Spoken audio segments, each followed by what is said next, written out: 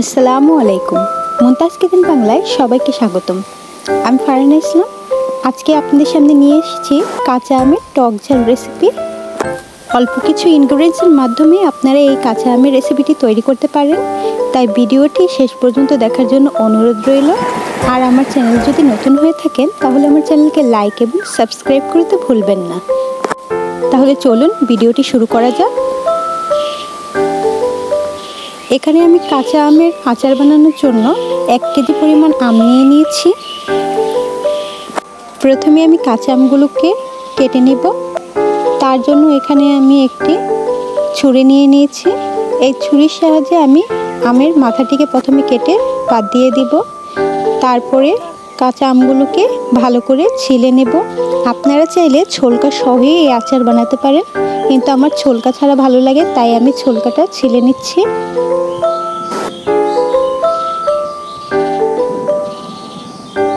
দেখুন আমার আমগুলো ছেলা শেষ। আমি 4 টুকরো করে নিয়েছি।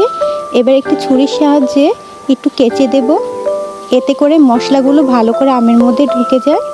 এবার আমি হলুদ আর লবণ মাখিয়ে 2 ঘন্টার জন্য শুকাতে দেব। ফিরে এলাম 2 ঘন্টা পর। দেখুন আমার মশলাগুলো আমের ভিতরে ভালো করে ঢুকে শুকিয়ে গেছে। হলুদ আর লবণ মাখিয়ে আমি শুকাতে দিয়েছিলাম রোদের মধ্যে। আপনাদের কাছে রোদের ব্যবস্থা যদি না থাকে তাহলে আপনারা ফ্যানের মধ্যেও সারা রাত রেখে দিতে পারেন, এতে করেও শুকিয়ে যাবে। এবার আমি রান্নায় চলে যাব। চুলাতে আমি একটি কড়াই বসিয়ে দিলাম। এবার এর মধ্যে আমি আধা কেজি সরিষার তেল দিয়ে দিব। আচার বানানোর জন্য সরিষার তেলটাই সবচেয়ে ভালো। মেজারমেন্ট কাপের 1.5 কাপ সরিষার তেল দিয়েছি এখানে আমি। এরপর যে আপনি চুলার আঁচ মিডিয়াম টু লোতে রাখবেন, নাহলে তেলটি পুড়ে যাবে। এবার তেলটি কিছুটা পরিমাণ গরম হয়ে আসলে এর মধ্যে আমি দিয়ে দেব 3 টেবিল চামচ পাঁচফোড়ন। পাঁচফোড়নটিকে আমি হালকা খোলার মধ্যে টেলে তারপরে গুঁড়ো করে নিয়েছি। এতে করে খুব ভালো একটি ফ্লেভার আসে। এবার 2 মিনিটের মতো তেল আর পাঁচফোড়নকে আমি ভেজে নেব।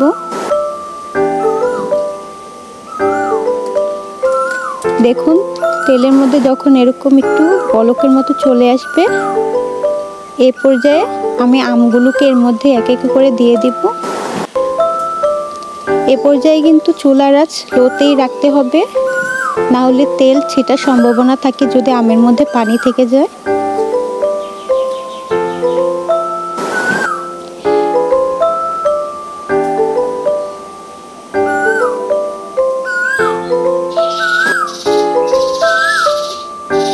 সবগুলো আম দিয়ে এবার আমি ভালো করে নেড়ে দেব। প্রথমে বেশি মনে হলেও পরে আস্তে আস্তে আরও কমে যাবে, তাই প্রথম দিকে আস্তে আস্তে নেড়ে দিতে হবে যাতে সব পাশেই মশলার ঘ্রাণটা যায়। প্রায় 2 মিনিটের মতো ভাজার পরে দেখুন আমার আমগুলো কিছুটা কমে এসেছে।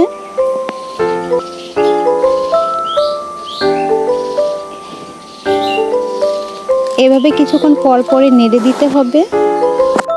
বলক আসার পরে আরও 2 থেকে 3 মিনিট পর্যন্ত আমগুলোকে এই মশলার মধ্যে ভেজে নিতে হবে।